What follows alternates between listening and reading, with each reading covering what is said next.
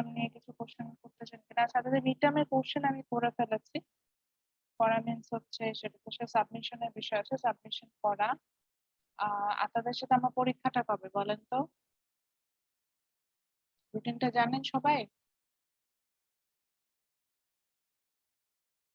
Ma'am 2 তারিখ।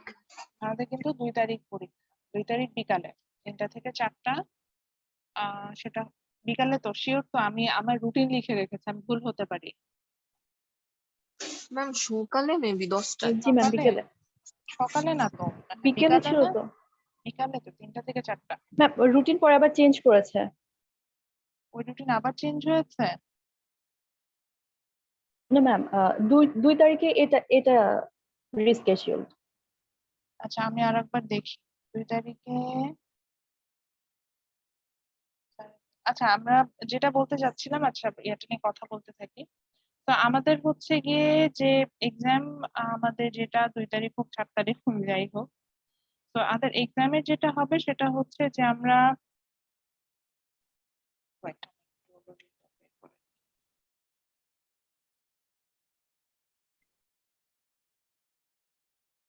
আমার রুটিনে ক্লাস করে যেত, আমার ট্রিপলের সাথে এক্সাম করে যাচ্ছিল ওই সময়। এই কারণে হচ্ছে পরবর্তীতে এটা 2 তারিখে আনা হয়েছে। তো আমি যেটা করব সেটা হচ্ছে 2 তারিখ, 2 তারিখ তার দ্যাট মিনস হচ্ছে এটা মানডে। আমি 1 তারিখ সানডেতে যেটা করবো, সানডেতে আপনাদের সকালে 8টার সময় আপনাদের হচ্ছে গিয়ে যে 24 আওয়ার্স যে অ্যাসাইনমেন্টটা আছে ওটা আপলোড করে দেবো। 24 আওয়ার্স এর অ্যাসাইনমেন্টটা আপলোড করে দিলে ওটা হচ্ছে গিয়ে আপনারা 24 ঘন্টা সময় পাবেন, 24 ঘন্টার বেশি সময় পাবেন, যাতে এটা আসলে 10টা 10টা এভাবে কাটায় কাটায় না হয়, এই জন্য একদিন আগে মর্নিং এ আপলোড করে দিব। আপনাদের কাজ যেটা হবে সেটা হচ্ছে ওকে ম্যাম। গিয়ে, জি বলেন ম্যাডাম। আপনাদের কাজ যেটা হবে সেটা হচ্ছে গিয়ে যে 24 আওয়ার্স যে অ্যাসাইনমেন্ট যেটা আছে এটা খুবই ইজি, মানে আমার কাছে অনেক ইজি মনে হয়েছে। একটু মাথা খাটায় লিখতে হবে শুধু এইটাই। তো আমি যেটা আপনাদের কাছ থেকে আমার যেটা এক্সপেকটেশন সেটা হচ্ছে প্ল্যাগারিজমটা যাতে আমাদের একটু কম হয়, হ্যাঁ, আমরা যাতে প্ল্যাগারিজমে না যাই। আর আজকে একটা ওপেন বুকের মধ্যে বিষয় আসবে, আমি একটা ম্যাথস পড়াবো। আমি বলছিলাম যে আমাদের মিড টার্মে ম্যাথস আছে, সেই ম্যাথসটা আমি এখনো করাতে পারি নাই। বেসিক আইডিয়া গুলো আমরা পেয়েছি লাস্ট ক্লাসে। তো আমরা আজকে ম্যাথসে যাব। তো আবারও বলছি যে আমরা কিন্তু এই ব্যাপারে একটু কেয়ারফুল থাকবো যাতে আমরা নিজেরা না লিখি, এবং যদি ডেফিনেশন টাইপের কোশ্চেন করি বা আমি যদি কোনো গ্রাফিক্যাল রিপ্রেজেন্টেশন, আপনারা যেহেতু এক্সাম দিয়েছেন সেখান থেকে আমি একটু বলছি। আমি অনেক বলার পরও দেখা যাচ্ছে যে আপনাদের মধ্যে গুগল থেকে কপি পেস্ট করার টেন্ডেন্সিটা এখনো আমি কমাতে পারছি না। সেই বেসিসেই বলছি যে আমি যদি কোনো আপনি যদি আপনার কনসেপচুয়াল অ্যান্সার দেন, আপনার নিজে থেকে যদি অ্যান্সার দেন, সেগুলোতে কিন্তু আমি আপনাদেরকে মার্কস বেশি দিব। আপনি কপি করার থেকে যদি কনসেপচুয়াল আমরা অ্যান্সারে যাই, সেখানে আমাদের মার্কসটা কিন্তু বেশি থাকবে। ওকে, তো আজকে আমাদের টপিকে চলে যাই। আমরা লাস্ট টপিক যেটা স্টার্ট করেছিলাম এবং এটার হচ্ছে গিয়ে অলমোস্ট আমরা মানে কনসেপ্ট থিওরি করে আসছি, মানে অর্থাৎ যা পড়িয়েছে এটাও এনাফ আমাদের জন্য, শুধু ম্যাথস পোর্শনটা আমরা টাচ করে নিই। আমরা একটু ক্রস চেক করে আসি। আমরা হচ্ছে গিয়ে লাস্ট ক্লাসে স্টার্ট করেছিলাম ইটস অ্যাবাউট এলাস্টিসিটি, এবং আমরা এটার জন্য ফলো করছিলাম হচ্ছে আমরা একটা নতুন রেফারেন্স বই পড়ে নিয়েছি এটার জন্য। সেটা হচ্ছে গিয়ে principles of micro economics by Parkin. ওনার চ্যাপ্টার 4টা আমরা এখান থেকে দেখছিলাম ওনার বইয়ে, এটা একটু ডিটেল লেখা আছে, এই কারণে আমরা চ্যাপ্টার 4টা ওনার বই থেকে ফলো করছি। ম্যানকিউর বইয়েও সেম এলাস্টিসিটি টপিকটা আছে চ্যাপ্টার 5-এ। আমার কাছে যে বইটা ইজি মনে হয় আপনাদের জন্য, আমি সেই বইটার জন্য সে টপিকটা ফলো করি। সো পার্কিনের বই এটা একটু ইজি ওয়েতে লেখা আছে। So elasticity means was flexibility, that means here we find out how our dependent variable flexible for a changes in the independent variable. So first আমরা যেটাকে আমরা এখানে দুই ধরনের elasticity সম্পর্কে জানবো। একটা হচ্ছে demand elasticity and another one is supply elasticity. ডিমান্ডটা আমরা শেষ করে আসছি, তারপর আমরা ম্যাথসটা দিয়ে শেষ করব, তারপর আজকে আমরা সাপ্লাই এলাস্টিসিটিতে যাব। So demand elasticity means here your demand will changes for some factors, এবং এখানে মনে রাখার উপায়টা যেটা ছিল, সহজ উপায় সবচেয়ে, যে আমার এলাস্টিসিটি যে টার্মটা ছিল এটার পরবর্তী যে টার্মটা হবে সেটা চেঞ্জেসটা আমরা খুঁজে বের করব তার প্রিভিয়াস টার্মটার জন্য। অর্থাৎ এখানে যেমন এলাস্টিসিটি পরবর্তী টার্মটা আছে demand, so when I talk about the price elasticity of demand, আমি যেটা করব যে আমি তখন ডিমান্ডের চেঞ্জেসটা ফাইন্ড আউট করব পরে unit change in price. or like আমি when I talk about the income elasticity of demand, এখানে আমি ডিমান্ডের চেঞ্জেসটা বের করব পরে unit change in income. or for cross elasticity of demand, এখানেও আমরা হচ্ছে গিয়ে ডিমান্ডের চেঞ্জেসটা ফাইন্ড আউট করব ফর ক্রস প্রাইস চেঞ্জেস, এখানে আমরা ক্রস প্রাইসটা। তো এটা ছিল বিষয়। তারপর আমরা ফর্মুলাটা দেখেছিলাম। So for price elasticity of demand the formula was, আচ্ছা ইপি আসছিল হচ্ছে গিয়ে elasticity-টাকে ইনিশিয়াল হিসেবে আমরা ই নেই, আর প্রাইস থেকে এখানে পি আসছিল E P. So price elasticity of demand, EP was denoted, EP means a percentage change in quantity demand divided by percentage change in price. আমরা এখান থেকে এইভাবে পেয়েছি। আই থিঙ্ক আমরা এই জায়গাটা শেষ করেছিলাম। আমি দুটো গ্রাফ ড্র করেছিলাম, তারপরেও হচ্ছে গিয়ে যেহেতু আজকে আমরা ম্যাথস করব, আমি আবারও গ্রাফটা ড্র করব এবং এলাস্টিক ইনএলাস্টিক এই দুটোর মধ্যে ডিফারেন্সটা আর একবার একটু দেখানোর চেষ্টা করব। তো আমরা যেটা দেখেছিলাম সেটা হচ্ছে, আমার সাথে আজকে ছবি আঁকতে হবে, এখনই ইনস্ট্যান্ট আঁকবেন। আমরা এখন এখানে দুটো গ্রাফ আঁকবো এবং একটা আমরা দেখবো যে ডিমান্ড এলাস্টিসিটি যে বা সাপ্লাই এলাস্টিসিটি যে, এটা দুই ধরনের হয়। একটাকে আমরা বলছি হচ্ছে কি এলাস্টিক, আর একটাকে আমরা বলছি হচ্ছে কি ইনএলাস্টিক।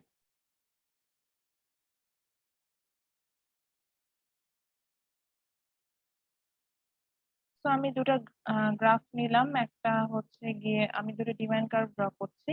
আর তার নোটিস করবেন যে আমি একটা ডিমান্ড কার্ভ খুবই ফ্ল্যাটার, আমরা জানি যে ডিমান্ড কার্ভ হচ্ছে ডাউনওয়ার্ড স্লোপিং প্রাইসের সাথে যার নেগেটিভ রিলেশনশিপ। একটা ডিমান্ড কার্ভ আমি খুব ফ্ল্যাটার ড্র করছি, আর একটা ডিমান্ড কার্ভ যদি নোটিস করে দেখেন দেখবেন যে আমি সেই ডিমান্ড কার্ভটাকে খুব স্টিপার, অর্থাৎ স্টিপ মানে এটা ট্যানজেন্ট যেটাকে আমরা বলি, ঢাল যেটা বলি, যেটা ভ্যালু লেস দ্যান 1 হবে, ছোট একটা ভ্যালু পাবো, কিন্তু এখানে আমরা দেখবো যে ভ্যালু ট্যানজেন্টের ভ্যালুটা অনেক বড় হবে এরকম। আমরা খুব স্টিপার একটা ডিমান্ড কার্ভ ড্র করছি এখানে, আর এখানে আমরা খুব ফ্ল্যাটার একটা ডিমান্ড কার্ভ পেলাম। সো আমরা এখানে যেটা করবো যে আমরা র্যান্ডম কিছু প্রাইস নিয়ে নেবো। তার আগে আমরা একটু X axis Y axis variable বলে লিখি। আমরা জানি যে যখন আমরা ডিমান্ড কার্ভ ড্র করি ওয়াই অ্যাক্সিস আমরা দেখাই হচ্ছে প্রাইস, এক্স অ্যাক্সিস হচ্ছে কোয়ান্টিটি সাপ্লাইড,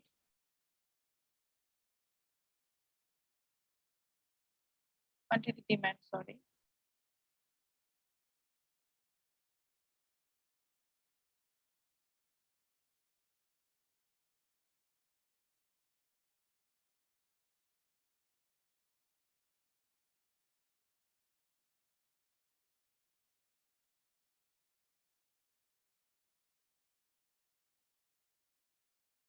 তো আমরা যেটা করলাম সেটা হচ্ছে we took the same price level, আমরা সেম প্রাইস লেভেল দিব দুটো, এবং এক্ষেত্রে আমরা যেটা করবো যে প্রাইস লেভেল গুলোকে মানে দুটো চেঞ্জেসটা, দুটো গ্রাফিক চেঞ্জেসটা সেম রাখবো, এটাই বুঝছি যে সেম প্রাইস লেভেল।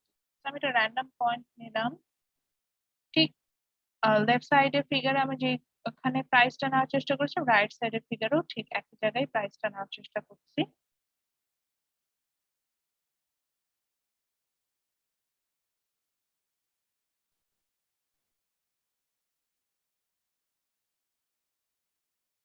একইভাবে লেফট সাইডের ফিগারও সেম একই জায়গায় হচ্ছে কি আমি চেঞ্জেসটা নিচ্ছি। নেওয়ার পরে আমরা জাস্ট এটা যেখানে পাস করে যাচ্ছে সেখান থেকে আমরা কোয়ান্টিটি ডিমান্ডটা বের করে দিচ্ছি এক্স এক্সিস বরাবর।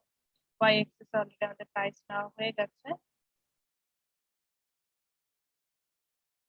তো এক্স এক্সিসে আমরা তখন প্রাইসটা কিন্তু নিচ্ছি। আমি রিকোয়েস্ট করবো যে আমার সাথে সাথে ছবিটা এঁকে ফেলতে হবে, আদারওয়াইজ কিন্তু পরবর্তীতে ডিফারেন্সটা বুঝতে পারবে। তো এরপর আমরা সেম লেভেলে প্রাইস নিলাম। সো আমি দুটার ভ্যালুটাও একই রাখছি, আমি এখানে $10 নিলাম আর $8 নিলাম। রাইট সাইডের ফিগারও একই, আমি প্রাইসটা $10 নিলাম এন্ড $8 নিলাম। এখানে একটা কোয়ান্টিটি চেঞ্জ, এটাকে আমি নিয়েছি 50 ইউনিট, আর এখানে নিয়েছি হচ্ছে গিয়ে 150 ইউনিট। এখানে আমরা কোয়ান্টিটি চেঞ্জটা নিলাম হচ্ছে গিয়ে 20, পরের ভ্যালুটা একদম এর পাশাপাশি বলে এটার ভ্যালুটা আমরা নিলাম হচ্ছে 21। তো লেফট সাইডের ফিগারটাকে আমরা বলছি হচ্ছে গিয়ে elastic demand,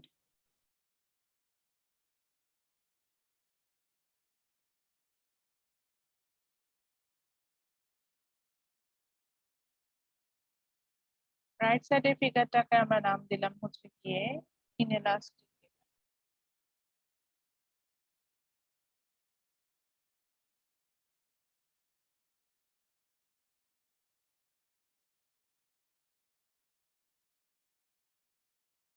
সাইডের ফিগারে নেম প্লেটটা দিলাম।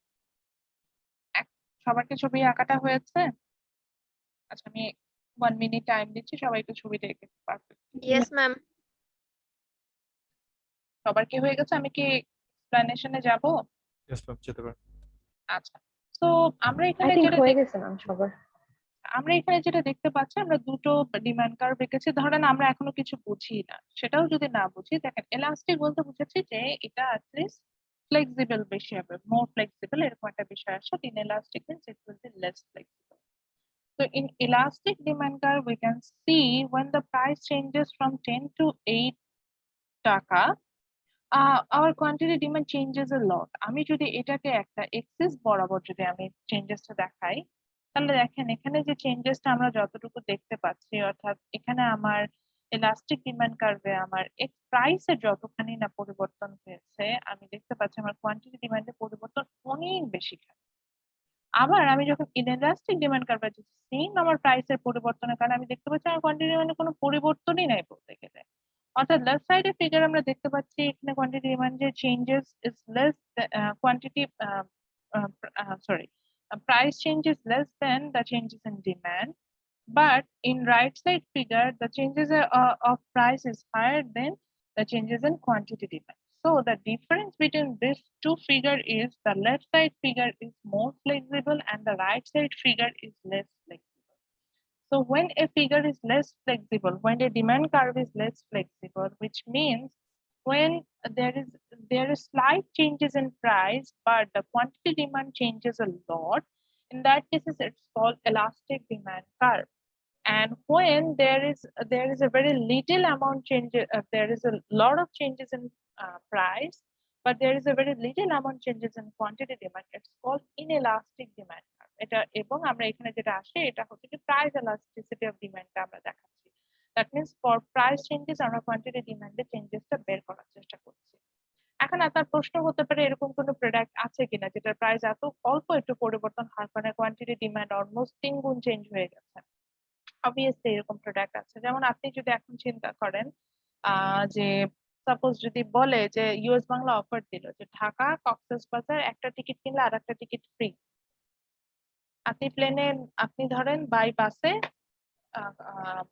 সবসময় কক্সবাজার যান, আপনার বাস ভাড়া পড়ে হচ্ছে গিয়ে 2-4 হাজার টাকা, আর এয়ার ফেয়ার হচ্ছে অলমোস্ট ধরেন 8,000 টাকা উইথ রিটার্ন, মানে যাওয়া আসা দুটো মিলে। এখন আপনি দেখলেন যে ইউএস বাংলা বললো যে ঢাকা কক্সবাজার একটা একটা টিকিট কিনলে একটা ফ্রি, মানে 8,000 টাকার মানে 8,000 টাকা আপনারা দুজন যেতে পারবেন। তখন কি আপনি যাবেন না? ইয়েস ম্যাম, যাব। বাই এয়ারে যাব না? তখন কিন্তু আমরা বাই এয়ারে যাওয়ার কথা চিন্তা করবো। সো উইচ মিনস আমরা কি দেখতে পাচ্ছি যে এখানে প্রাইসের একটা স্লাইট চেঞ্জেস হলো, তখন কিন্তু কোয়ান্টিটি ডিমান্ড, অর্থাৎ যারা আমরা বাসেও যাচ্ছিলাম তারা সবাই আমরা কিন্তু বাসে যেতে ইন্টারেস্টেড হব। বা ধরেন এখন আমরা যখন হচ্ছে গিয়ে মানে গ্রোসারি করতেছি, দেখবেন যে সবকিছু মানে কিছু গ্রোসারিতে অনেক বেশি ছাড় থাকে, অনেক বেশি না, অর্থাৎ হয়তো বলছে যে যেমন আমি রিসেন্ট যেটা কিনছিলাম কয়েকদিন আগে, এবং এটা ইলাস্ট্রেটের এক্সাম্পল, যেমন ওখানে এরকম ছিল যে ফ্রোজেন ফ্রুট, মানে ফ্রোজেন ফুড গুলো কিনছিলাম আমি, যে ফ্রোজেন আইটেম গুলো যে ইনস্ট্যান্ট কুক করা যায়, রেডি টু কুক এই টাইপের। আমি দেখলাম সেখানে আমি হচ্ছে গিয়ে যে প্রোডাক্ট আমি ড্রামস্টিক কিনছিলাম, চিকেন ড্রামস্টিক। তো চিকেন ড্রামস্টিক আমি কোনটা কিনলাম? আমি কিনলাম হচ্ছে গিয়ে গোল্ডেন হারভেস্টার, ওদেরটা কিনলাম, বিকজ ওদের 300 টাকায় আমাকে 16 পিসেস দিবে, এই কারণে আমি ওটা কিনলাম। ঠিক একইভাবে আমি কিন্তু প্রথমে সিপির প্যাকেটটা হাতে নিয়েছিলাম, সিপিটা নিলাম না কেন? কাজ আমি দেখলাম যে ওদের হচ্ছে গিয়ে 300 টাকায় আমাকে এটার মানে 16 পিসেস না, মনে হয় এরকম 12 বা মানে এরকমই 10 বা 12 পিসেস আমি পাচ্ছি। তা আমি চিন্তা করলাম, সাথে সাথে আমি ইনস্ট্যান্ট কি চিন্তা করলাম যে সেম প্রাইসে কিন্তু এখানে আমি বেশি পাচ্ছি, মানে আমার এখানে প্রাইসে ধর আমি একটা স্লাইটলি চেঞ্জেস দেখতে পাচ্ছি। তো এই কারণে কি করলাম, আমি কিন্তু দেখা যাচ্ছে যে আমি ওই প্রোডাক্টটা পারচেস করছি। বা আমরা অনেক সময় দেখি যে buy one get one free বা buy one there is 25 get two with 25% off, বা দেখা যাচ্ছে যে টু প্রোডাক্ট পারচেস করলে একটা ফ্রি, এরকম যখন আমরা মানে সেল গুলো দেখি তখন দেখা যায় যে আমরা কিন্তু প্রোডাক্ট গুলো পারচেস করার ব্যাপারে ইন্টারেস্টেড হই। এগুলো হচ্ছে এলাস্টিক ডিমান্ড কার্ভের এক্সাম্পল বা প্রাইস এলাস্টিসিটির এক্সাম্পল, যেখানে আমরা প্রাইস যেখানে আমরা এলাস্টিক ডিমান্ড কার্ভ সেটার এক্সাম্পল, যেখানে আমরা দেখতে পাচ্ছি যে আমাদের প্রাইসটা খুব অল্প একটু পরিবর্তন হচ্ছে কিন্তু ডিমান্ডের অনেক বেশিখানি পরিবর্তন হয়।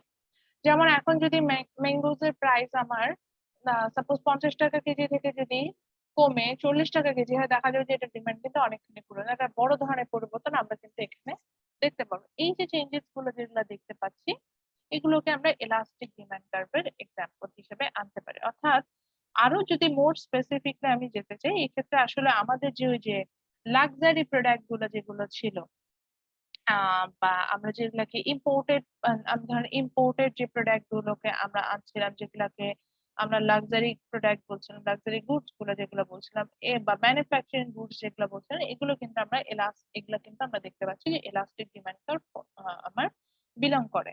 এবং এগুলো সেলও কিন্তু দেখবেন যে এইভাবে হয় যে প্রাইসে ওরা স্লাইটলি একটা কম্পেনসেট করে, একটা নেগোসিয়েশনে আসে এবং সেটার কারণে আমাদের ডিমান্ডের অনেকখানি পরিবর্তন হয় এবং সেভাবে আমরা প্রোডাক্টটা পারচেস করে থাকি। এভাবে আমরা করছি।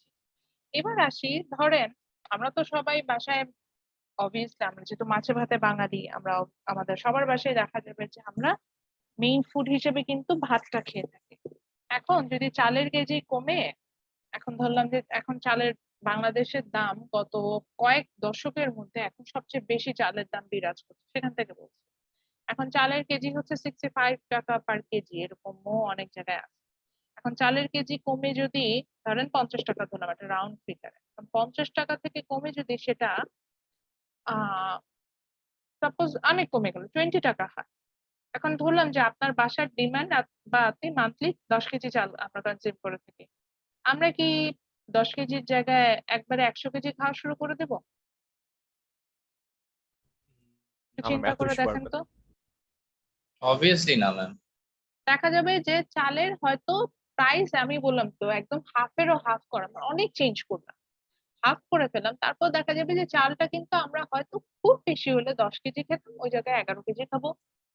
আচ্ছা আর একটু বাড়ালাম 12 কেজি, এর বেশি কিন্তু দেখেন মানে এবং যেটা বলছে এটা খুব ইরিলেভেন্ট, আমরা এরকম আসলে চেঞ্জেস করবো না, হয়তো 10 কেজি জায়গায় হয়তো আর হয়তো 200 গ্রাম বেশি খেতে পারি, এতটুকুই।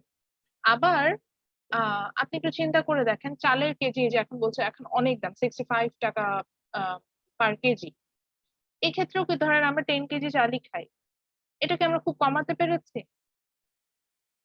আচ্ছা ধরলাম যে হ্যাঁ কমালাম, কতটুকুই 10 কেজির জায়গায় খুব বেশি হলে আমরা 9 কেজি করতে পারবো, এটা কি কমায় আমাদের পক্ষে 1 কেজিতে চলে যাওয়া সম্ভব? আর 2 কেজি যেহেতু চালের দাম ডাবল হয়ে যাচ্ছে, বেড়ে যাচ্ছে।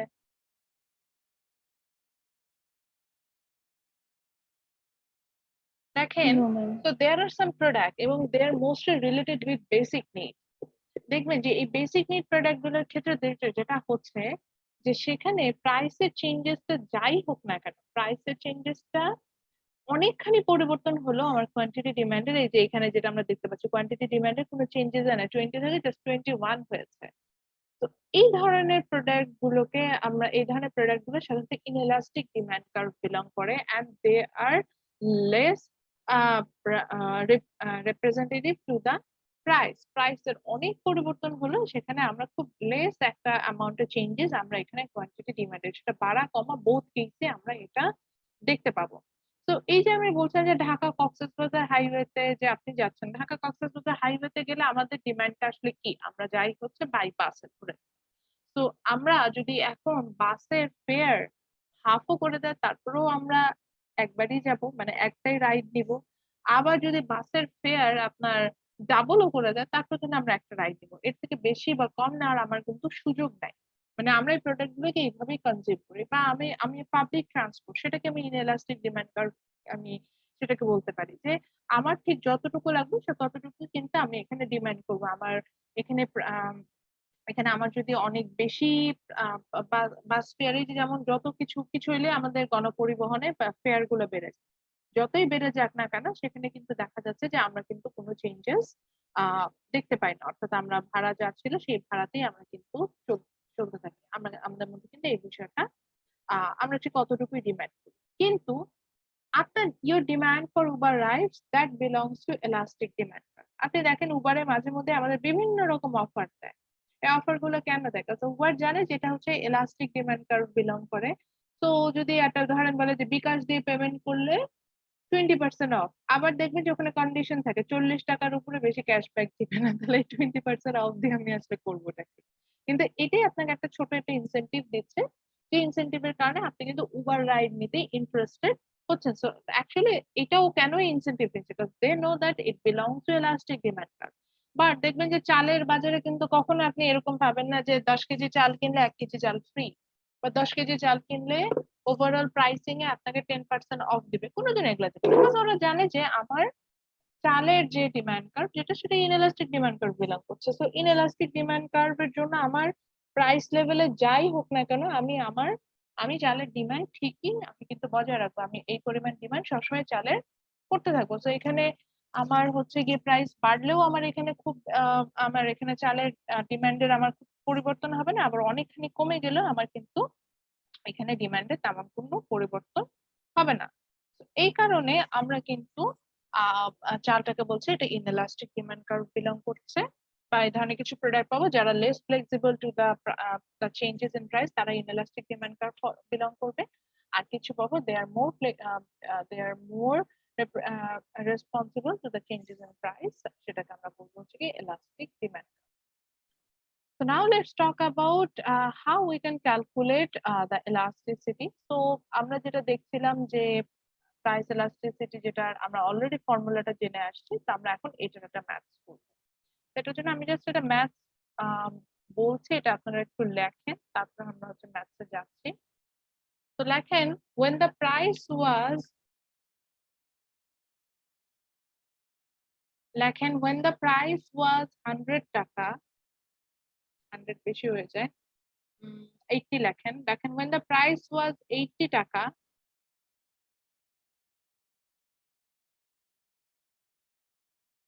when the price was 80 taka, the quantity demand was 270 units. When the price was 80 taka, the quantity demand was 270 units. The price was 270 units. When the price was 80 taka, price যখন 80 টাকা ছিল, quantity demand ছিল হচ্ছে 270 units. Now the price increases.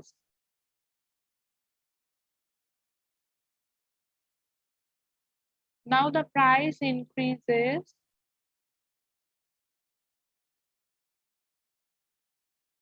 Now the price increases to 120 taka. Now the price increases to 120 taka. So price যেহেতু ভালো, এই প্রোডাক্টটার unfortunately দেখা গেল ডিমান্ডটা ফল করে গেল। So now the price increases 120 taka. Quantity demand falls. Now the price increases 120 taka. Quantity demand falls to 30 units. Quantity demand falls to 30 units. লিখছি সবাই? Yes, ma'am. Yes, ma'am. আবার বলি, when the price was 80 টাকা, the quantity demand was, কি বললাম, 270 units. 270 কেজিও লিখতে পারেন, কারণ ম্যাঙ্গোজ এর কেজি, মানে ম্যাঙ্গোজ এর যখন প্রাইস ছিল 80 টাকা, আমরা 270 কেজি 270 কেজি ম্যাঙ্গো ডিমান্ড করছিলাম। এখন প্রাইস ইনক্রিজ করে 120 টাকা হয়ে গেল, so the quantity demand falls to 30 units. Full stop. লেখেন now find out price elasticity of demand. Now find out price elasticity of demand. Now find out price elasticity of demand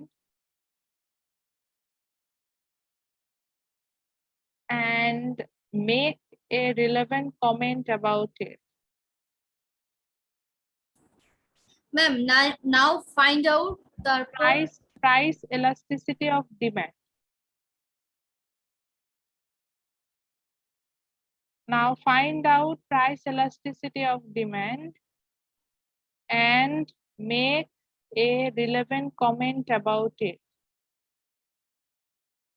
Now find out price elasticity of demand and make a relevant comment about it.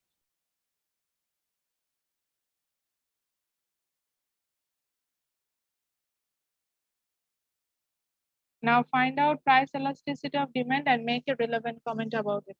আমরা price elasticity of demand বের করব এবং এটার জন্য relevant comment করব। এখন আপনি বলেন relevant comment কিভাবে করব, আমরা কিছু বুঝি না, মানে আগে ওই কমেন্টটার বিষয়ে বুঝে আসবো, তারপর হচ্ছে আমরা অ্যানসারে যাব। তো আমরা এই ক্ষেত্রে যেটা দেখতে পাবো, আমরা অনেক ক্ষেত্রে দেখবো যে আমার যে প্রাইস elasticity of demand আমরা যখন বের করতে যাব, আমরা দেখবো যে এর ভ্যালুটা অনেক ক্ষেত্রে আমরা দেখবো যে গ্রেটার দেন 1 হবে। যদি এমন হয় যে ভ্যালু যেটা পাচ্ছি সেটা হচ্ছে গিয়ে যদি মানে ভ্যালুটা, আচ্ছা এটা আমি ইনিশিয়ালটা দিয়ে লিখি, প্রাইস elasticity অফ ডিমান্ড কে সাধারণত ইপি দিয়ে আমরা দেখাই। তো আমরা এই যেহেতু স্মল পি টা লেখা সম্ভব, জাস্ট ই দিয়ে লিখছি বা পিইডি লিখি, তাহলে আপনারা বুঝবেন।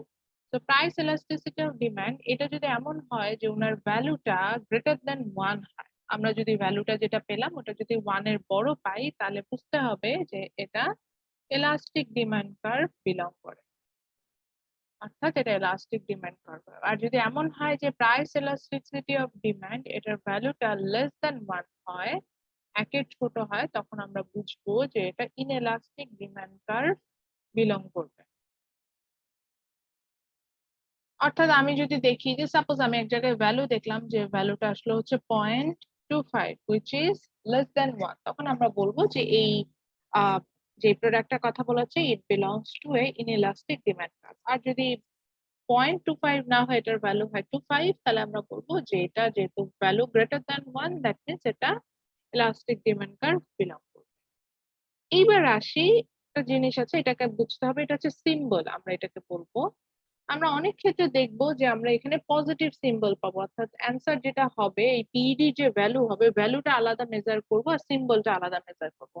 যেমন হচ্ছে এরকম, যখন আমি লিখছিলাম 0.25, এখানে দেখেন এখানে কিন্তু দুইটা ইন্ডিকেশন দিচ্ছিল, সেটা হচ্ছে কি এর সামনে একটা পজিটিভ সাইন আছে আর একটা হচ্ছে এটার ভ্যালু 0.25। তো এখন যদি আমরা পজিটিভ সাইনটা সাধারণত আমাদের দেখাতে হয় না বলে আমরা পজিটিভ সাইন দিই না, আমরা যদি এটা নেগেটিভ সাইন দিতাম তাহলে কিন্তু বুঝতাম যে এটার সামনে সিম্বলটা negative.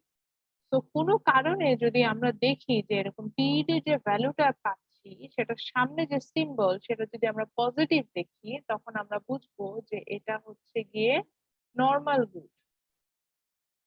Normal good means what? Normal good means আমাদের মনে আছে এই ধরনের গুডস এর ক্ষেত্রে সাধারণত ইনকাম ইনক্রিজ করলে এই ধরনের গুডস এর ডিমান্ড বাড়ে, আর ইনকাম ডিক্রিজ করলে এই ধরনের গুডস এর ডিমান্ড কমে। যেমন আমরা উবার রাইডসটা একটা নরমাল গুডস হিসেবে ধরে নিতে পারি, যার ইনকাম ইনক্রিজ করলে আমরা উবার রাইড বেশি নেই, আবার ইনকাম ফল করলে আমরা উবার রাইড কম নেই, তো সেটাকে আমরা নরমাল গুডস বলছি। আচ্ছা, আরেকটু আসি, সেটা হচ্ছে যে আহ সাধারণত এই যে পজিটিভ নেগেটিভ সাইনের বিষয়ে আমাদের ইনকাম এলাস্টিসিটি অফ ডিমান্ডও আমরা মেজার করতে পারি, সেখানে কিন্তু এটা আরো বেশি ইম্পর্টেন্ট একটা ফ্যাক্টর হিসেবে আমাদের দেখা যাবে। ওকে, তো নরমাল গুডস এ তাহলে আমরা যেটা বুঝলাম যে আমরা যদি পজিটিভ সিম্বল পাই আমাদের ভ্যালুটা, তাহলে আমরা বুঝবো এটা নরমাল গুডস, আর নেগেটিভ সিম্বল পেলে তাহলে আমরা এটা কি বুঝবো? আর একটা যে গুডস ছিল ইনফেরিয়ার গুডস, মনে আছে কিনা? এই গুডসটা কেমন ছিল বলেন তো কেউ? ইনফেরিয়ার গুডস হলে কি হয়? মল্লিকা বলেন, ইনফেরিয়ার গুডসটা কি ছিল?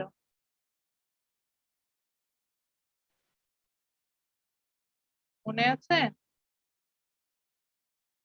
ম্যাম ডিমান্ড বাড়লে সাপ্লাই কমে ম্যাম যায়। ইনকাম বাড়লে এই ধরনের গুডস এর, হ্যাঁ বলেন সালমা বলেন। ম্যাম প্রতিদিন আমরা যেগুলো হচ্ছে ব্যবহার করি, যেটা হচ্ছে আমাদের প্রতিদিন লাগে, ডেইলি নেসেসারি গুড না, ইনফেরিয়র গুড। সেক্ষেত্রে যেটা হয় যে এই ধরনের গুডস এর ক্ষেত্রে ইনকাম বাড়লে আমরা সাধারণত এই ধরনের গুডস কনজিউম করা কমাই দেই, বুঝতে পারছেন? আবার ইনকাম যখন কমে যায় তখন এই ধরনের গুডস কনজিউম করে আমরা বাড়িয়ে দিই। যেমন আমি মোটা চালের কথা বলেছিলাম, দেখা যাচ্ছে যে আমাদের যখন ইনকাম কম তখন আমরা বেশি বেশি মোটা চাল কনজিউম, কিন্তু যখন আমাদের ইনকাম বাড়ে তখন আমরা আর মোটা চাল কনজিউম করি না, আমরা মিনিকেট খাই, নারিশেল খাই, বা আরো বেশি হলে আমরা তখন চিনি গুঁড়া চাল খাচ্ছি। এটাই। তো এই যে চেঞ্জেসটা, এটাকে আমরা বলছি হচ্ছে ইনফেরিয়র গুড, যেখানে আমরা ইনকামের সাথে ইনভার্স রিলেশনশিপ দেখতে পাচ্ছি। তো যদি নেগেটিভ সিম্বল পাই তাহলে আমরা তখন বুঝবো যে এই গুডসটা হচ্ছে কি ইনফেরিয়র। এই কমেন্ট এইখান থেকে অর্থাৎ আমাদের যে ভ্যালুটা আসবে এই ভ্যালুটা থেকেই দেখা যাবে যে আমরা কমেন্ট করে ফেলতে পারবো। তারপর চলে যাই, তাহলে আমাদের আমাদের এখানে যা যা দেওয়া ছিল দেখি তো আমাদের কি কি দেওয়া ছিল।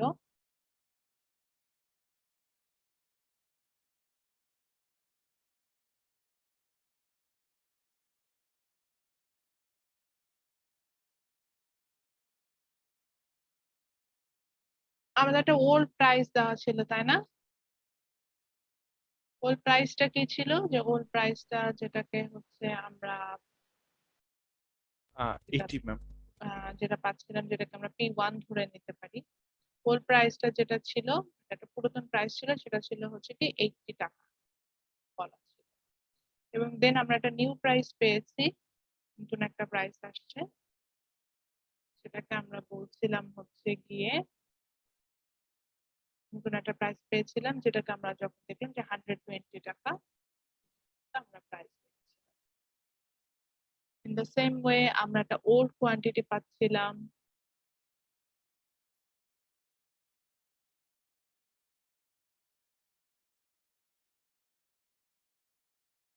যেখানে আমরা দেখছিলাম যে 270 কেজি আমরা প্রোডাক্ট এখানে পারচেস করছিলাম, এবং ঠিক একইভাবে একটা নিউ কোয়ান্টিটি পাচ্ছিলাম,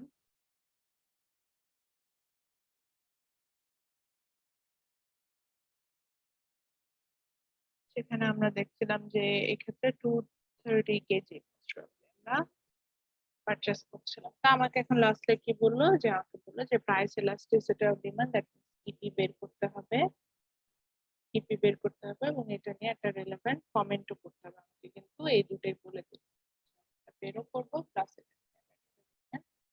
কমেন্ট। আমি কিন্তু ওটা বের করার চেষ্টা করছি। তো আমরা এখন এটার ভ্যালু জানি না, ইপিটা বের করব, এবং এটা নিয়ে যখন আমার ভ্যালুটা বের হয়ে আসবে সেখান থেকে আমরা রিলেভেন্ট কমেন্ট করে নেব। তাহলে এটা বের করার জন্য আমরা যদি ফর্মুলাটা একটু দেখি, ইপির ফর্মুলাটা অনেকটা এরকম ছিল। আমার এখানে হচ্ছে গিয়ে যেহেতু ওই যে লেখাটা একটু প্রবলেম, আমি হয়তো অনেক ক্ষেত্রে দেখবেন যে ড্র করে নিচ্ছি, আপনারা একটু বুঝে নেবেন। যেমন এখানে P1 লেখা, এটা কিন্তু 1টা নিচে হবে পাশাপাশি। তো ইপির যে আমরা ফর্মুলাটা জানতাম, ইপির ফর্মুলাটা ছিল হচ্ছে এরকম, যে percentile change in quantity demand divided by percentile change in price, এরকম একটা ফর্মুলা ছিল। আমি ফর্মুলাটা লাস্ট ক্লাসে মানে আমরা এগুলা যথেষ্ট ব্যাখ্যা দিয়েছি, তো আমি এখানে আর এটা হয়তো ওইভাবে এক্সপ্লেন করতে যাব না, যেহেতু ফর্মুলার ব্যাখ্যা দিয়ে আসছি। আমি জাস্ট সরাসরি ম্যাথসে চলে, so percentile change in quantity demand, so del Q divided by percentile change in price, এটা ছিল হচ্ছে আমার ফর্মুলা। সো পার্সেন্টাইল তো আমরা জানি, এখানে পার্সেন্টাইল যেহেতু আমরা বের করতে পারবো না, পার্সেন্টাইলটা বের না করতে পারলে এটার একটা সাবস্টিটিউট হিসেবে আমরা যেটা বের করে থাকি সেটা হচ্ছে অ্যাভারেজ বের করবো, গড় বের করবো, সেভাবে হচ্ছে আমরা পার্সেন্টাইলটা বের করবো। আর ডেল্টা যে সাইনটা আমরা দেখতে পাচ্ছি, triangle sign, it means changes, তো সেখান থেকে আমরা হচ্ছে গিয়ে পরিবর্তনটা বের করবো। তো প্রথমে আমরা হচ্ছে গিয়ে যে ডেল কিউটা বের করে নেই, ডেল্টা কিউ। তো ডেল্টা কিউটা যেহেতু আমরা বের করার চেষ্টা করছি, মানে আমরা কোয়ান্টিটির পরিবর্তনটা বের করবো। তো কোয়ান্টিটির পরিবর্তনটা বের করার জন্য তাহলে আমার কি হবে, আমাদের একদম ইজি একটা বিষয় আমরা মনে রেখেছি, যে চেঞ্জেসটা আমরা বেরি করেছি নিউটা থেকে ওল্ডটা মাইনাস করি। তাহলে আমার এখানে নিউ কোয়ান্টিটিটা কি, কোয়ান্টিটিটা হচ্ছে গিয়ে, আমি এটা আলাদা বের করে নিচ্ছি আপনাদের বোঝাতে, আপনারা চাইলে এটা একদম সরাসরি ম্যাথস আমরা যখন ভেঙে করবো সেখানেই করতে পারি। তাহলে আমাদের এখানে নিউ কোয়ান্টিটি ছিল হচ্ছে গিয়ে 230 মাইনাস আমার ওল্ড কোয়ান্টিটি ছিল হচ্ছে 270, আমি দুটা মাইনাস করবো, তো আমার অ্যান্সার আসবে হচ্ছে কি -40। হতেই পারে -40 আমরা নিতে পারি। এখন যেহেতু আমার এখানে পার্সেন্টাইলটা বের করতে হবে, পার্সেন্টাইলটা আমরা এটা একবারে করব, জাস্ট আমি এখানে বোঝানোর জন্য দেখাচ্ছি। তো আমরা এখানে যখন পার্সেন্টাইলটা বের করব, যেহেতু আমরা পার্সেন্টাইল বের করা পসিবল না, এখানে আমরা অ্যাভারেজটা বের করে নিচ্ছি। অ্যাভারেজটা বের করার জন্য আমরা জানি যে অ্যাভারেজ বের করার জন্য কি করতে হয়, যে যতগুলো ভ্যারিয়েবল থাকে সেগুলোকে যোগ করে জাস্ট তাদের সংখ্যা দিয়ে ভাগ করতে হয়। যেমন ধরেন আমাদের ক্লাসে যদি আমি সবার অ্যাভারেজ হাইট বের করতে চাই, তাহলে আমি কি করবো, সবার হাইট কে যোগ করে আমার নাম্বার অফ স্টুডেন্ট দিয়ে আমি ডিভাইড করবো, সেখান থেকে কিন্তু আমি অ্যাভারেজ হাইট পেয়ে যাবো। তো আমি যখন কোয়ান্টিটির অ্যাভারেজ বের করতে যাচ্ছি, here we find out there is two quantity, one is 270, another one is 230। আর কোয়ান্টিটি কয়টা পেয়েছে অ্যাকচুয়ালি? দুইটা না? Yes, ma'am. দুইটা কোয়ান্টিটি পেয়েছে, তো এটাকে দুই দিয়ে ভাগ দিই। তাহলে আমার কি আসলো দেখেন তো, 270 প্লাস 230, 500 ডিভাইডেড বাই 2, 250। এটা বের করি। তো ইন দ্য সেম ওয়ে আমি ডেল পিটাও বের করে নিতে পারবো। তো এখন আসলে আসে যে এটা আসলে কিভাবে করবো, এটা ভেঙে ভেঙে দেখালাম, এভাবে চাইলে আমরা ভেঙে বের করে নিয়ে আসতে পারি। ডেল পিটাও আগে ভাঙবো, পার্সেন্টাইলটাও বের করে নেবো, আদারওয়াইজ একবারেই করতে পারি। তো আমি একবারে করাটা দেখাচ্ছি, স্টেপ গুলো যেখানে আমরা দিবো। তো প্রথমে আমরা ডেল কিউ বের করবো। তো ডেল কিউ বের করার জন্য আমরা যেটা করলাম যে 230 আমরা অর্থাৎ নিউ প্রাইস, নিউ কোয়ান্টিটি থেকে আমি ওল্ড কোয়ান্টিটিটাকে মাইনাস করলাম, নিউ কোয়ান্টিটি থেকে ওল্ড কোয়ান্টিটিটাকে মাইনাস করলাম। এই পুরো জিনিসটা ডিভাইডেড যাবে হচ্ছে কি এটার অ্যাভারেজ দিয়ে, অর্থাৎ কোয়ান্টিটি যে অ্যাভারেজ যেটা ছিল সেটা দিয়ে। তো কোয়ান্টিটির অ্যাভারেজ এখানে আমার যেটা ছিল দ্যাট ইজ 270 প্লাস 230। এই টার্মটাই যে এই জন্য এখানে হচ্ছে আমি সেকেন্ড ব্র্যাকেট ইউজ করেছি। এই টার্মটাকে কিন্তু আমরা যেহেতু আমরা অ্যাভারেজ বের করে নিচ্ছি, তো এই টার্মটাকে কিন্তু আমরা এখানে আবার একবার হচ্ছে 2 দিয়ে ডিভাইডেড করে নিব, দিয়ে ব্র্যাকেট ক্লোজ। অর্থাৎ আমার নিউমেরিটর যেটা আছে সেই নিউমেরিটরে হচ্ছে গিয়ে আমি শুধু ডেল কিউ বের করে নিচ্ছি, ডিনোমিনেটরে হচ্ছে আমি পুরো অ্যাভারেজটা বের করে নিচ্ছি। সো ডিনোমিনেটরে অ্যাভারেজ বের করার জন্য আমরা প্রথমে দুটার ভ্যালু গুলোকে যোগ করলাম, করার পর এটাকে 2 দিয়ে divide, then the whole term, এই যে এই পুরো টার্মটা, এখন এটাকে আবার কি দিয়ে ভাগ করবো, আমার এখানে আসছে হচ্ছে গিয়ে ডেল পিটা বের করতে পারে, অর্থাৎ চেঞ্জেস ইন প্রাইস, সেটাও আমার কিন্তু বের করে নিতে হবে। আমরা এখন আবার সেটা বের করবো। তো changes in price, percentile changes in price বের করার জন্য একইভাবে প্রথমে ডেল পি বের করতে হবে, হুইচ মিনস আমার নিউ প্রাইস কি ছিল, নিউ প্রাইস ছিল 120 মাইনাস আমার ওল্ড প্রাইস হুইচ ইজ 80।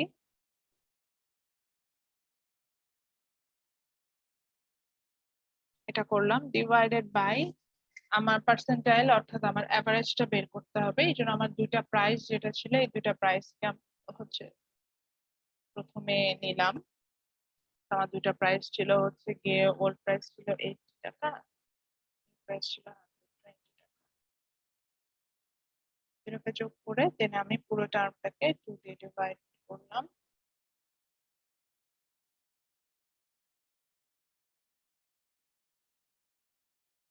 তো এখান থেকে আমরা যেটা পেলাম, আমার নিউমেরিটরে যেটা হলো যে changes in quantity, denominator value আসলো হচ্ছে কি 40, এটা ডিভাইডেড বাই আসলো 250, মানে অ্যাভারেজ যেটা সেটা বের করছিলাম। এন্ড আমার যেটা হচ্ছে গিয়ে ডেল পি অর্থাৎ চেঞ্জেস ইন প্রাইস, সেটা যখন আমরা বের করছিলাম, চেঞ্জেস ইন প্রাইস আসলো হচ্ছে গিয়ে, আচ্ছা আমি একটু ভুল করেছি, এখানে নেগেটিভ সাইন আসবে,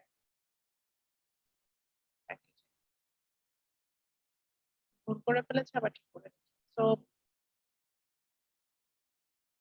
এখানে আমার আসছে হচ্ছে নেগেটিভ 40 ডিভাইডেড বাই 250, দেন এই পুরো টার্মটা আমার ডিভাইডেড গেল হচ্ছে গিয়ে পার্সেন্টাইল চেঞ্জ ইন প্রাইস ওটা দিয়ে। সো এখানে ডেল পি যেটা আমরা পেলাম, অর্থাৎ পার্সেন্টাইল চেঞ্জ ইন প্রাইস, সেটা পেলাম হচ্ছে গিয়ে 40, again this divided by 100 না? এখন এটা ক্যালকুলেশন করেন, করে অ্যান্সারটা বলেন কত আসে।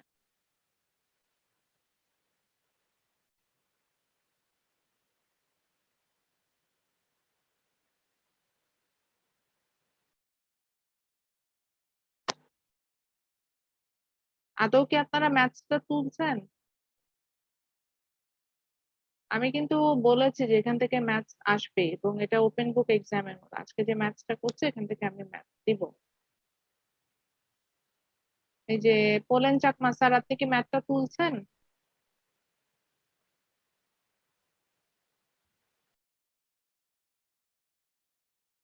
তুলছি। আচ্ছা, এখন এটার অ্যান্সার বলেন আমাকে কেউ। এখানে ভাগ করলে অ্যান্সার কত আসে? আচ্ছা ওয়েট, আমি যাকে বলবো সে অ্যান্সার বলবে। মোহাম্মদ মিজানুর রহমান স্যার, আপনি বলেন এখানে ডিভাইডেশন করলে অ্যান্সার কত আসে?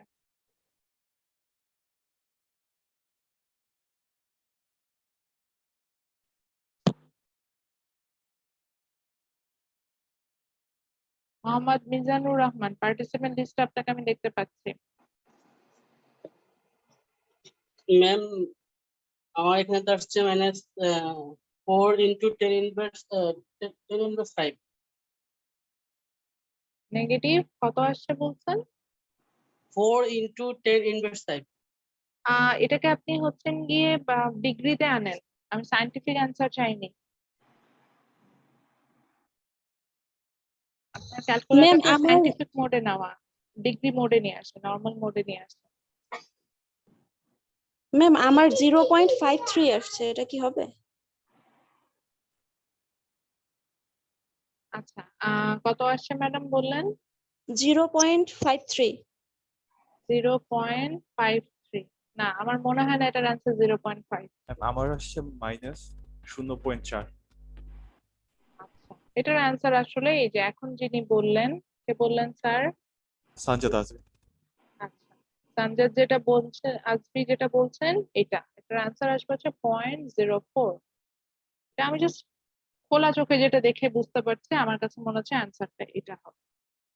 তো এখানে আসলে যেটা হলো সেটা হচ্ছে দেখেন, যখন যদি আমি ক্যালকুলেটর ইউজ না করি, আমি উল্টাই দিলে যেটা হচ্ছে যে 40 কাটা চলে যাচ্ছে, তারপরে হচ্ছে কি 100 ডিভাইডেড বাই 250 আর নেগেটিভ সাইনটা তো চলে আসছে। So আমার ধারণা অ্যান্সারটা এরকম হবে, পয়েন্ট সামথিং। আচ্ছা, তাহলে এখন দেখেন অ্যান্সারটা যদি খেয়াল করে দেখি বা আমরা ধরে নিই যে এটাই রাইট আছে।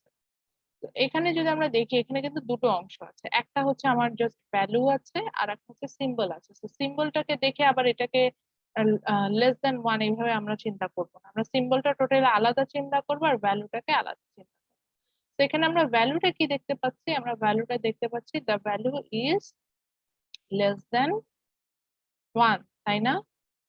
কারণ এটার ভ্যালু হচ্ছে 0.40, মানে একেরও ছোট না ভ্যালুটা। তার মানে কি? তার মানে ডিমান্ড কার্ভটা কি? ইনএলাস্টিক। আর তারপরে আমি সামনে সিম্বলটা কি দেখতে পাচ্ছি? নেগেটিভ। তাহলে নেগেটিভ সিম্বল হলে আমি এটাকে কি বলবো? Inferior good. আচ্ছা, কথা হচ্ছে কি, ধরেন ম্যাডাম ম্যাডাম ধরলাম যে সিম্বলটা যদি এরকম, অ্যান্সারটা যদি এরকম হতো নেগেটিভ 1.40 এটা আসতো, তখন আপনি কি বলবেন? ধরেন এরকম আসে, তাহলে কি আপনি এটাকে লেস দেন 1 বলতেন? না, এই ক্ষেত্রেও আমি এটাকে বলতাম যে এখানে আমি ডিমান্ড কার্ভটাকে বলতাম এলাস্টিক। ডিমান্ড কার্ভটাকে এলাস্টিক বলতাম ইন এ সেন্স যে আমি দেখতে পাচ্ছি যে এটার ভ্যালুটা আমি আবারও বলছি যে প্রাইস এলাস্টিসিটি অফ ডিমান্ডের ভ্যালুটা গ্রেটার দেন 1, তো আমি এটাকে এলাস্টিক বলতাম। আর সিম্বলটা যেটা আমি নেগেটিভ সিম্বল পেতাম, তখন আমি এটাকে বলতাম ইনফেরিয়র গুড। বুঝতে পারছি? তাহলে কমেন্টটা করে ফেলি, কমেন্টটা লেখেন, তাহলে অ্যান্সারটা আসার পর লেখেন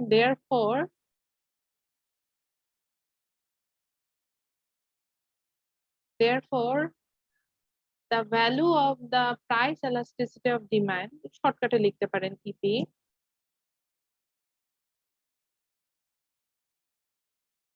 the value of the price elasticity of demand is 0.40, এটা লিখবেন। Therefore the value of the price elasticity of demand 0.40,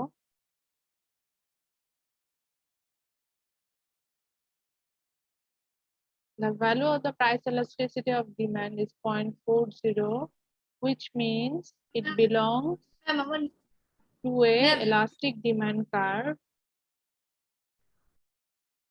ma'am প্রথম থেকে আরেকবার বলেন।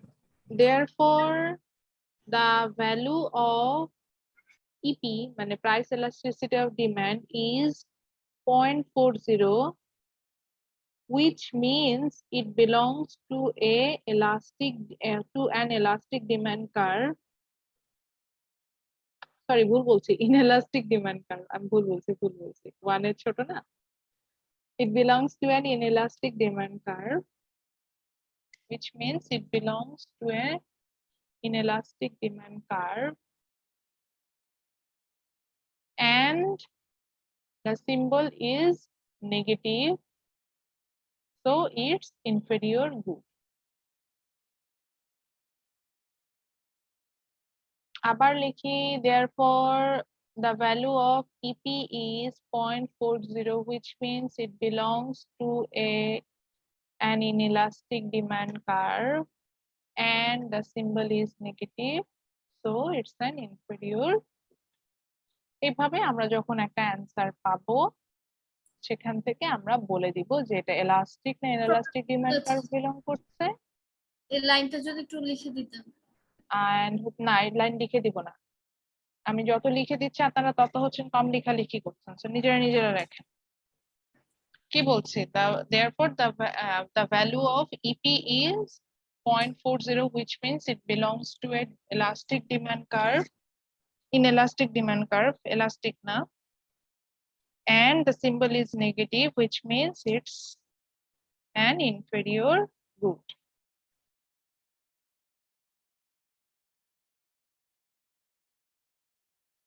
The value of EP, that is price elasticity of demand, is 0.40, which means it belongs to an inelastic demand curve, and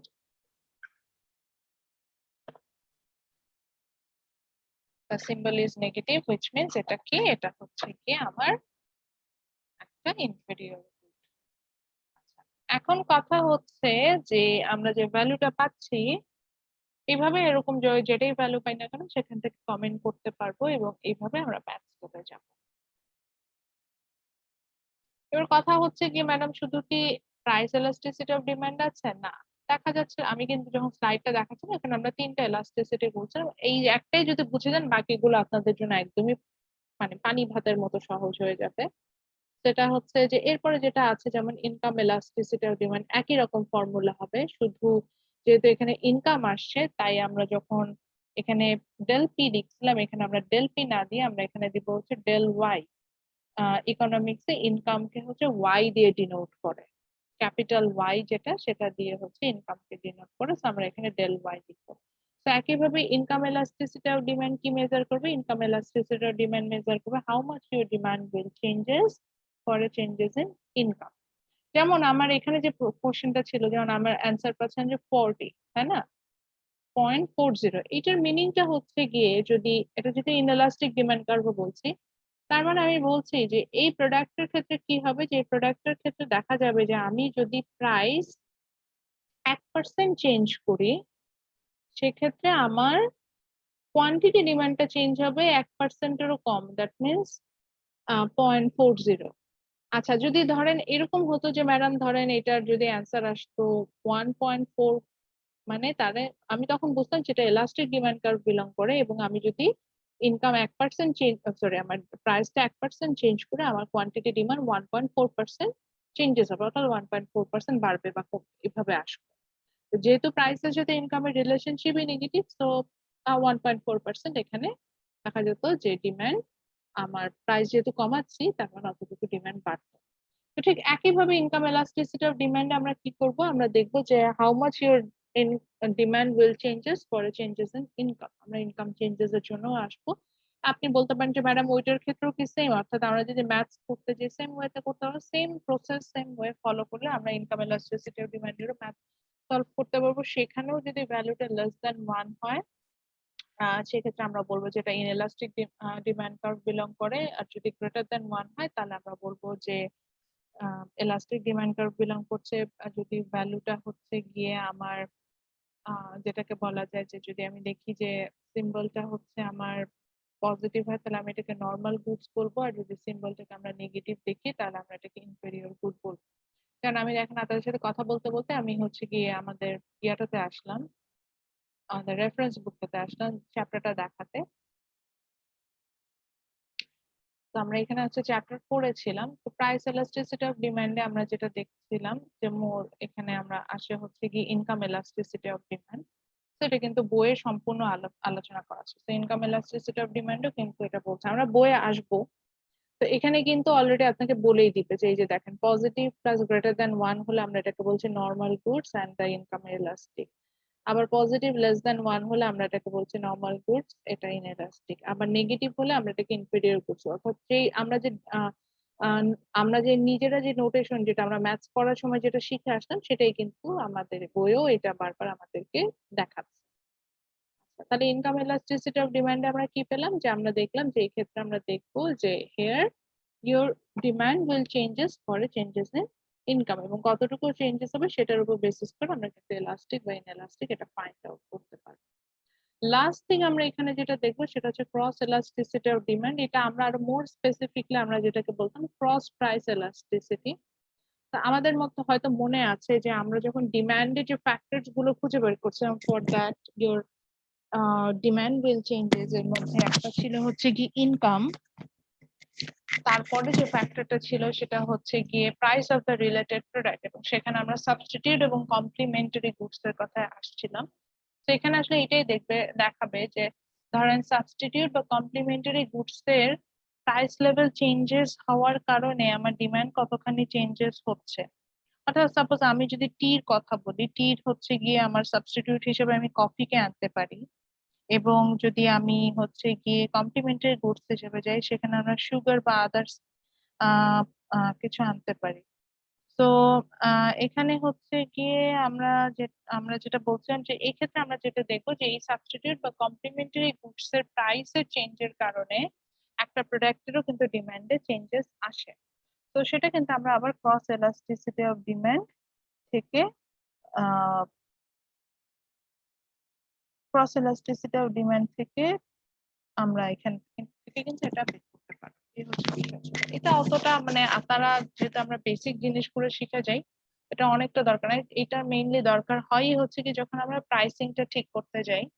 তো normally একটা প্রোডাক্টের যখন আমরা pricing ঠিক করতে যাই তখন দেখা যায় যে শুধু এটা নিজের রিলেটেড প্রাইস না, এটার সাবস্টিটিউট বা কমপ্লিমেন্টারি গুডস গুলো কতটা প্রাইস আছে সেটার উপরও কিন্তু ডিপেন্ড করে। তো তখন কিন্তু আমরা আবার ক্রস প্রাইস এলাস্টিসিটিটা ব্যবহার করি। তো এটার যদি আমরা একটু বইয়ে দেখি আমাদের দেখবো যে এটার জন্যই বইটা আমি তখন ওপেন করেছিলাম।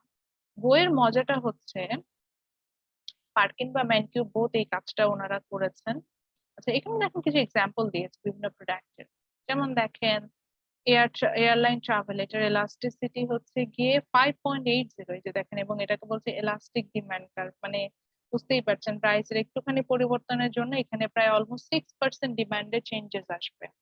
বা মুভিজ এর কথা বলছে 3.41, মানে প্রাইস 1% চেঞ্জ হলে মুভির ডিমান্ডটা আমার চেঞ্জ হবে 3.14%। এগুলা হচ্ছে মজা। এগুলা আবার কোন কিছু আছে ইনএলাস্টিক, যেমন টোব্যাকো, যদিও আমি এটা অপছন্দ। তারপর দেখা যায় যে টোব্যাকো কিন্তু ইনএলাস্টিক ডিমান্ড কার্ভ বিলং করে। বা ক্লোথ, ফার্নিচার, ফুড, এই যে দেখেন ফুড সবচেয়ে ইনএলাস্টিক 0.14। অর্থাৎ প্রাইসের, যে আমি তোকে রাইসের কথা বলছিলাম যে প্রাইস আমার যাই পরিবর্তন হোক না কেন আমি ফুড কনজিউম করতে বাধ্য, তো আমি কিন্তু এভাবে কনজিউম করতেই থাকবো। আবার নিউজ পেপার, ম্যাগাজিন, টেলিফোন এখানে টেলিকমিউনিকেশন অর্থাৎ আমাদের ইন্টারনেট সার্ভিসটা এখানে আসতে পারে। এটাও এখন ইনএলাস্টিক একটা ডিমান্ড কার্ভ বিলং করছে, বিকজ আমরা দেখা যায় যে প্রোডাক্টের উপর মোস্টলি ডিপেন্ডেন্ট। তো যেটা বলতে চাচ্ছিলাম সেটা হচ্ছে গিয়ে যে এই যে সিম্বল গুলো, যে চেঞ্জেস গুলো আমি বললাম, যে অর্থাৎ বিভিন্ন সিম্বল থেকে যে আমরা নোটেশন গুলো পেলাম, এইটা আবার উনি হচ্ছেন গিয়ে একটা প্যাসেজের মতো করে দিয়ে দিয়েছেন, যেখানে আমরা ওখান থেকে ওই প্যাসেজটা থেকে আমরা বুঝে নিতে পারবো। আমাদের আবার কষ্ট করে বই খুঁজে খুঁজে বের করতে হবে না। এই যে টেবিল 4.1, এখানে উনি কিন্তু সবগুলো একবারে কম্প্যাক্ট ওয়েতে দিয়ে দিয়েছেন যে ইনকাম এলাস্টিসিটিতে কখন এলাস্টিক হবে, কখন ইনএলাস্টিক হবে, সিম্বলটা যদি পজিটিভ, নেগেটিভ বা জিরো হয় সেক্ষেত্রে আমরা কি বুঝবো, সবগুলোই কিন্তু এখানে দেওয়া আছে। আজকের লাস্ট টপিক আমরা যেটা পড়বো সেটার জন্য আমরা আরেকটা ছবি আঁকবো। সেটা হচ্ছে আমরা এতক্ষণ পর্যন্ত যেটা ছিলাম সেটা হচ্ছে গিয়ে ডিমান্ড সাইড, অর্থাৎ ডিমান্ডের আমরা এলাস্টিসিটি দেখছিলাম। ঠিক একইভাবে আপনার তো মনে এই প্রশ্নও আসতে পারে, ম্যাডাম সাপ্লায়ারও কি এলাস্টিসিটি হতে পারে না? হ্যাঁ হতে পারে। আমি একদম বেসিক দুটো ছবি আঁকবো যাতে আপনাদের আঁকতেও কষ্ট না হয় সময়ও কম লাগে। তো আমি একইভাবে আবার ডিমান্ডে যেমন দুটো ছবি এঁকেছিলাম, একইভাবে আমি সাপ্লাইয়ের দুটো ছবি আঁকবো এবং জাস্ট লাইক বিফোর একটা আঁকবো হচ্ছে অনেক স্টিপার আর একটা অনেক ফ্ল্যাট। তো সাপ্লাই কার্ভ আমরা জানি যেটা একটা আপওয়ার্ড স্লোপিং কার্ভ, কিন্তু আমি এখানে আপওয়ার্ড স্লোপিং কার্ভটাকে ফ্ল্যাটার মানে অনেক ফ্ল্যাট ওয়েতে আঁকবো। আমি একটা সাপ্লাই কার্ভ আঁকছি যেখানে আমরা অনেক ফ্ল্যাটার একটা সাপ্লাই কার্ভ নিলাম, একইভাবে আর একটা সাপ্লাই কার্ভ নিলাম যেখানে আমি এটাকে অনেক স্টিপার নিলাম এবং পরবর্তীতে যেটা করছিলাম যে দুটোর জন্য আমরা সেম প্রাইস লেভেল নিব। আমরা দুটোর জন্য সেম দেখেছেন এটা এতই স্টিপার মানে এতই ফ্ল্যাটার যে আমরা প্রাইস নিয়েও এটাকে কভার করতে পারছি না, আমাকে এটাকে আরো একটু নিচে নিতে হবে, অনেক বেশি চেঞ্জেস আসবে। আমি দুইটা প্রাইস লেভেল নিচ্ছি সেম চেঞ্জেসটা দেখানোর জন্য। আমার সাথে সাথে এঁকে ফেলবেন, তাহলে দেখবেন যে আঁকাটা হ্যাসেল হবে না এবং বুঝতে পারবেন পরবর্তীতে।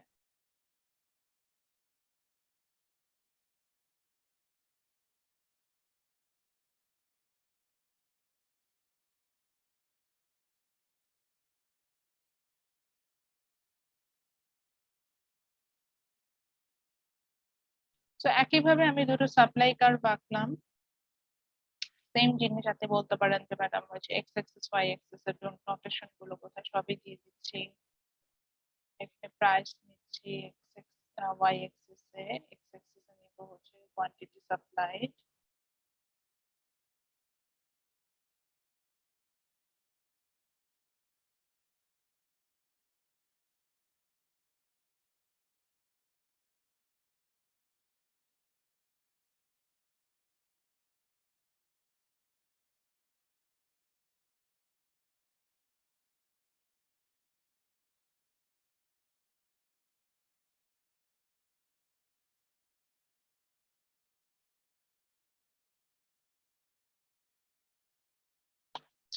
এখন আমরা মনে হয় বুঝতেই পারছি আমাদের লেফট সাইডের ফিগারটা কি দেখে কেউ বলতে পারে নাকি কোনটা এলাস্টিক কোনটা ইনএলাস্টিক, কেউ বলতে পারবেন?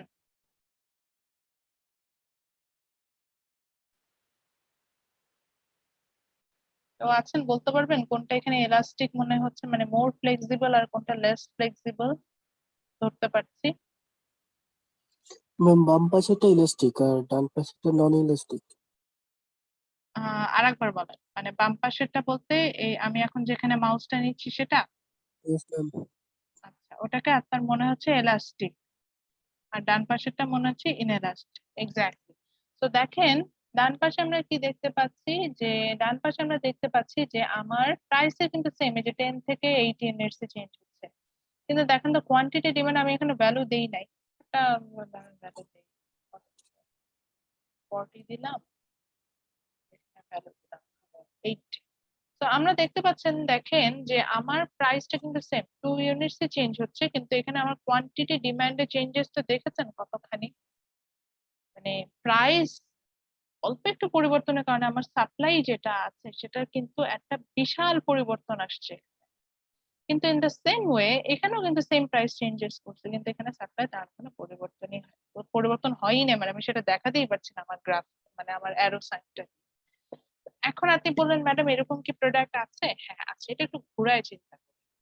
দেখেন তো আমি চালের কথাই আসি, আমি একটু আগে বলছিলাম যে চালের প্রাইস যদি অনেকখানি বেড়েও যায় তারপরে কিন্তু আমরা চালের ডিমান্ড কমাই দিব না, আবার একইভাবে চালের প্রাইস যদি অনেকখানি কমেও যায় তারপরে আমরা কিন্তু চালের ডিমান্ড অনেকখানি বাড়াই দিব না। তাহলে অ্যাজ এ সাপ্লায়ার আমি কি করবো, আমি মার্কেটে যা সাপ্লাই দেওয়ার কথা সেরকমই দেবো, কারণ আমি জানি যে প্রাইস অনেক বেড়ে গেলেও মানুষ কম চাল কিনবেন, আবার প্রাইস অনেক কমে গেলেও মানুষ অনেক বেশি চাল কিনবে। তাহলে চাল যা ছিল অ্যাজ ইট ইজ আমি ততটুকুই সাপ্লাই দিতে থাকি, হয়তো একটু চেঞ্জেস আসতে পারে 1-2 কেজি বা 1-2 টন পুরো বাংলাদেশের হিসেবে।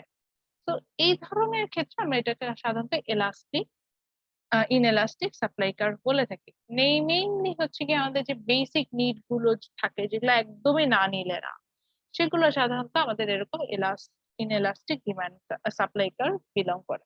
যেমন আমি একটু আগে বলছিলাম যে ঢাকা কক্সবাজার রুটে যদি আমরা বাস রাইডটাকে চিন্তা করি, দ্যাটস ইনএলাস্টিক সাপ্লাই কার্ভ বিলং করছে, বিকজ আমার যত যাই হোক আমি ঢাকা কক্সবাজার রুটে ইনএলাস্টিক সাপ্লাই কার্ভ আমি ইনএলাস্টিক মানে আমি রুটে এইটুকুই একবারে রাইট নেবো, এর বেশি রাইডও নেবো না, কম মানে পেয়ার কমে গেলেও আমরা এতটুকু রাইড নেবো, পেয়ার বাড়লেও আমরা সেম রাইডই নেবো, এখানে কিন্তু আমার কোনো চেঞ্জেস আসবে না। তো ওদের সাপ্লাইটাও এরকমই হবে, অর্থাৎ কিছু হলে আমাদের যে অনেক বেশি সাপ্লাই পরিবর্তন করে ফেলবে তাও না, আবার কিছু হলে অনেক বেশি যে সাপ্লাই কমিয়ে দিবে তাও। ইন দ্য সেম ওয়ে আমরা যদি হচ্ছে গিয়ে দেখবেন যে বিভিন্ন সময় যখন প্রমোশনাল অফার গুলো থাকে, দেখবেন যে ইয়ারে কিন্তু ট্রিপ গুলো ওরা বাড়ায়, বিকজ ওটা হচ্ছে আবার বিলং করে আমার একটা এলাস্টিক সাপ্লাই কাটবে। তো ওরা জানে যে প্রাইস লেভেল যখন এখানে অনেকখানি পরিবর্তন করব, একটুখানি পরিবর্তন করবো, সরি ভুল বলছি, আমার ডিমান্ডে কিন্তু একটা অনেক বড় একটা পরিবর্তন আসবে। তো সেখান থেকে দেখা যাবে যে আমরা বেশ আমাদের ডিমান্ডের এখানে একটা বড় ধরনের পরিবর্তন দেখাবো। তো এখানে কিন্তু এই কারণে এটাকে আমরা বলি যে এটা কিন্তু বিলং করে হচ্ছে আমার elastic demand curve. So both যদি আমরা কম্পেয়ার করতে যাই তাহলে আমরা দেখবো যে ইলাস্টিক সাপ্লাই কার্ভের ক্ষেত্রে সাধারণত আমরা যে ধরনের প্রোডাক্ট গুলো রেগুলার বেসিসে ইউজ করি না, অর্থাৎ আমাদের ডেইলি নেসেসারিজ যেগুলো না, সেগুলো সাধারণত ইলাস্টিক সাপ্লাই কার্ভ বিলং করে। আর ইনএলাস্টিক সাপ্লাই কার্ভের ক্ষেত্রে আমরা দেখতে পাচ্ছি যে সাধারণত যেগুলো আমাদের ডেইলি নেসেসারিজ তারা কিন্তু ইনএলাস্টিক সাপ্লাই কার্ভে বিলং করে। তো প্রাইস যাই হোক না কেন আমাদের এটা চেঞ্জেসটা তেমন একটা দেখা যায় না। এখন প্রশ্ন হলো যে ম্যাডাম এটা ডেফিনেশন কি? জাস্ট লাইক যা ডিমান্ড, আমরা ডিমান্ডে যেটা পড়ে আসলাম প্রাইস ইলাস্টিসিটি অফ ডিমান্ড, ওটুকু বুঝলেই হবে। আমার সাপ্লাই ডেফিনেশনটাও সেম আসবে, that means price elasticity of supply, it will measure the percentage change in quantity supply for a changes in price. প্রাইসের একটুখানি পরিবর্তনের জন্য আমার কোয়ান্টিটি সাপ্লাইতে যে পরিবর্তনটা আসবে সেটাই হচ্ছে গিয়ে আমার price elasticity of supply measure করবে। এবং একইভাবে এটা দুই ধরনের হবে, ইলাস্টিক সাপ্লাই এবং ইনএলাস্টিক সাপ্লাই। ইলাস্টিক সাপ্লাই আমরা খুব বেশি ফ্লেক্সিবল, অর্থাৎ অনেক বেশি চেঞ্জেস দেখতে পাবো, আর ইনএলাস্টিক সাপ্লাই আমরা ওভাবে চেঞ্জেসটা দেখতে পাবো। আপনি বলতে পারেন যে আমরা কোয়ান্টিটি প্রাইস ইলাস্টিসিটি মানে ডিমান্ড ইলাস্টিসিটিতে আমরা অনেক ধরনের ক্লাসিফিকেশন দেখেছি, প্রাইস ইলাস্টিসিটি, ইনকাম বা ক্রস ইলাস্টিসিটি অফ ডিমান্ড দেখেছিলাম, বাট সাপ্লাই ক্ষেত্রে আমরা এত ধরনের ক্লাসিফিকেশনে যাই।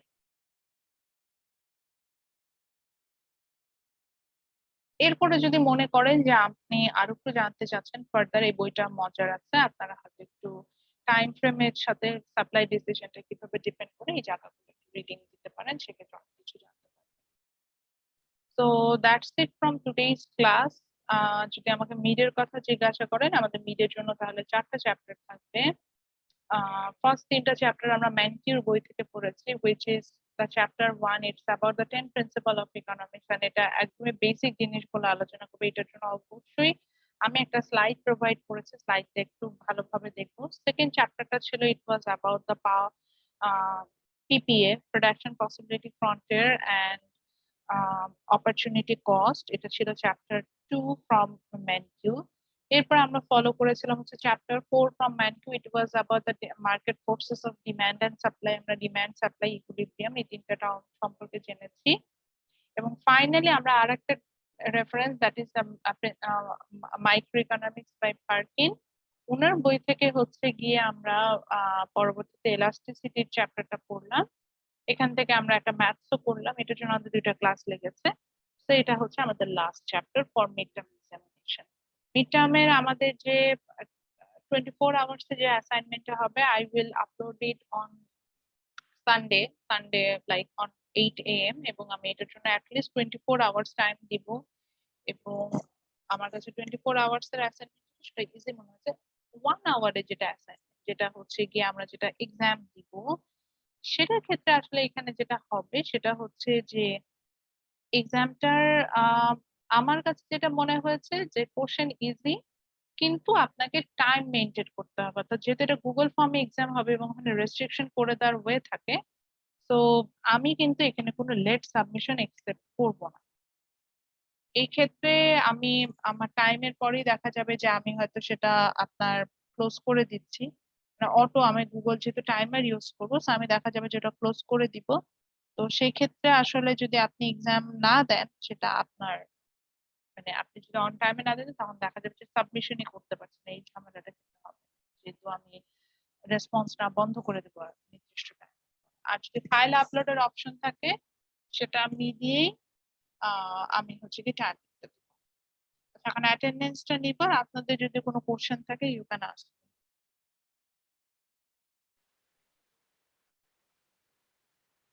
কারোর যদি কোনো কোশ্চেন থাকে regarding the mid term examination and other things আপনারা আস্ক করতে পারেন।